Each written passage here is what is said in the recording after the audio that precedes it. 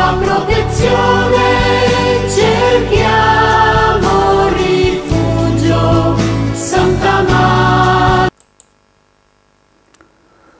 Laudetur Jesus Christus, Saint-Père Laudetur. Aujourd'hui, nous aborderons le dernier point, c'est-à-dire les remèdes à l'avarice. La fois passée, nous avons parlé des filles de l'avarice. Aujourd'hui, nous allons parler des remèdes. Qu'est-ce qu'il faut faire pour soigner l'avarice? Il existe sept remèdes. Le premier, il faut d'abord prendre conscience. Le deuxième, c'est la prière. Le troisième, c'est l'exemple de la vie de notre Seigneur Jésus-Christ. Le quatrième, les sacrements de pénitence et d'Eucharistie. Le cinquième remède, la réflexion. Le sixième remède, l'accompagnement psychologique et spirituel. Le septième remède et le dernier, c'est l'aumône. Donc, avant toute chose, il faut prendre conscience. Il faut d'abord en prendre conscience. Ensuite, prier. La maladie de l'avarice ne se guérit que par le seul effort, ne se guérit pas par le seul effort de la volonté. La guérison du désir immodéré des richesses ne peut s'obtenir que par la grâce de Dieu.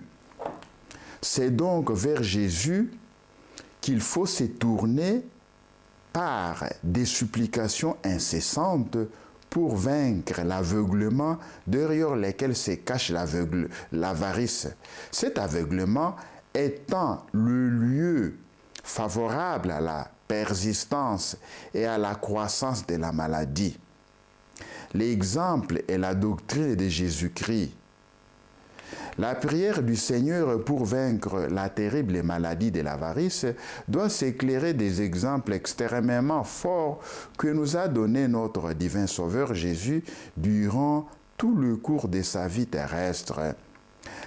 Dans sa naissance, sa vie cachée publique, sa passion et sa mort.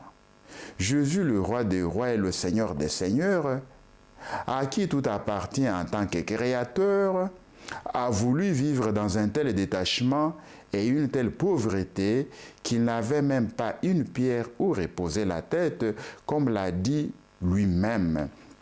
Les renards ont des tanières et les oiseaux du ciel des abris, des nids donc, mais le Fils de l'homme n'a pas où reposer sa tête. Luc chapitre 9, verset 58.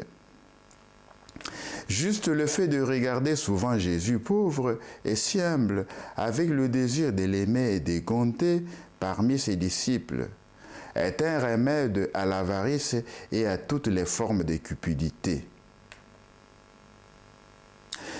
Et notre moyen, donc le quatrième moyen pour guérir de l'avarice et de la cupidité, ce sont les sacrements de pénitence et de l'Eucharistie. À la considération de l'enseignement et de l'exemple de Jésus-Christ et des saints, il faut joindre la fréquentation des sacrements de pénitence et d'Eucharistie. Par ces sacrements, Jésus, le divin médecin, agit directement dans l'âme malade pour la délivrer de son aveuglement et de son endurcissement et pour la guérir en profondeur de ses attachements désordonnés. Dans la mesure où l'âme, consciente de sa misère, se laisse purifier par Jésus dans le sacrement des pénitences, elle se dispose à être envahie par l'ardente charité du cœur de Jésus dans la Sainte Eucharistie, qui est l'antidote le plus puissant de l'avarice. Le cinquième moyen, nous l'avons dit, c'est la réflexion. Il faut réfléchir sur les conditions des avares qui s'accrochent sans cesse à une illusion de bonheur. Et penser aussi à tous les avares qui sont déjà décédés, qui ont laissé tout ce qu'ils avaient accumulé là, ici sur terre. Une illusion, car le bonheur qu'ils cherchent dans les richesses s'éloignera toujours de plus en plus d'eux, à la mesure que grandira leur désir de l'argent. La passion de l'argent qui dévore le cœur est en effet insatiable. L'avare ne peut pas être vraiment heureux. Il se fatigue, s'impose mille privations sans même pouvoir jouir de sa fortune. Il vit dans une inquiétude perpétuelle de perdre ce qu'il a amassé.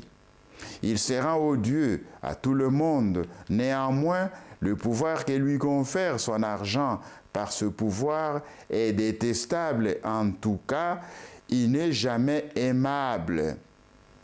Une autre réflexion qu'on peut faire concerne la folie de s'attacher à des biens qui, de toute façon, nous seront violemment arrachés au moment de la mort. Si vous êtes incliné à l'avarice, écrit saint François de Sales à une dame, pensez souvent à la folie de ces péchés qui nous rend esclaves de ce qui n'est créé que pour nous servir, qu'à la mort aussi bien faudra-t-il tout quitter et le laisser entre les mains de tels qui le dissipera ou auxquels cela servira des ruines et des damnations. Le sixième moyen pour guérir de l'avarice est l'accompagnement psychologique et spirituel. Pour guérir de la dépendance à l'argent, surtout chez ces grands malades qui sont les joueurs compulsifs, l'aide des personnes ressources qui connaissent bien la maladie en cause est toujours très utile et parfois nécessaire. N'amassez pas pour vous des trésors sur la terre où les vers et la teigne les consument, où les voleurs percent les murs et dérobent. Amassez-vous plutôt des trésors au ciel où ni les vers ni la teigne ne consument, où les voleurs ne percent pas les murs ni ne dérobent. Car là où est ton trésor, là aussi est ton cœur. Matthieu chapitre 6, du 19e au 21e verset. Un trésor est toujours source de joie, et c'est pour cela qu'on s'y attache. Mais la joie des trésors matériels, si fragile et fugace, et illusoire, elle s'échange vite en peine et douleur. Seul le souverain trésor des richesses infinies des dieux mérite que notre cœur s'y attache. Le dernier moyen, c'est pratiquer l'aumône. On guérit une maladie par son contraire. Les dispositions les plus contraires à l'avarice et à la cupidité sont la compassion et la charité à l'égard du prochain, qui se traduisent en actes par l'aumône. L'aumône qui n'est vraiment aumône que lorsque elle est faite par compassion et pour l'amour des dieux, est une œuvre de miséricorde qui attire sur soi la miséricorde des dieux. La miséricorde de l'aumône, tel est le remède à l'avarice que prescrivaient ces grands maîtres spirituels que fut saint François de Sales. Violentez-vous à faire souvent des aumônes et des charités. L'aumône a une double efficacité pour la guérison de cette maladie de l'âme qu'est l'avarice. L'une directe, car elle réagit par sa nature, même contre la tendance de ses vices, l'autre indirecte, car elle est une œuvre méritoire qui obtient de la bonté des dieux pour celui qui l'accomplit, des grâces de conversion et de sanctification. Nous venons de terminer l'enseignement sur l'avarice ou la cupidité. Maintenant, faisons la prière pour demander au Seigneur de nous guérir de tout germe de cupidité, d'avarice, de toute poussière, même une petite poussière d'avarice, que le Seigneur m'en guérisse. Au nom du Père et du Fils et du Saint-Esprit. Amen. Seigneur Jésus-Christ, guéris-moi de l'avarice.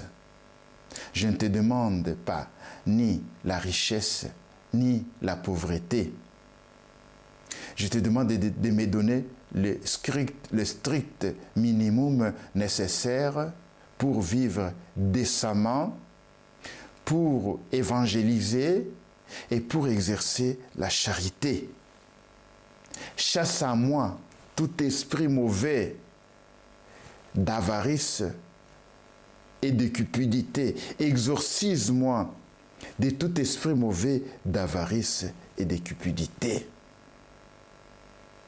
Fais que tout ce que je possède puisse servir au royaume des cieux, à la gloire de Dieu et au salut des âmes.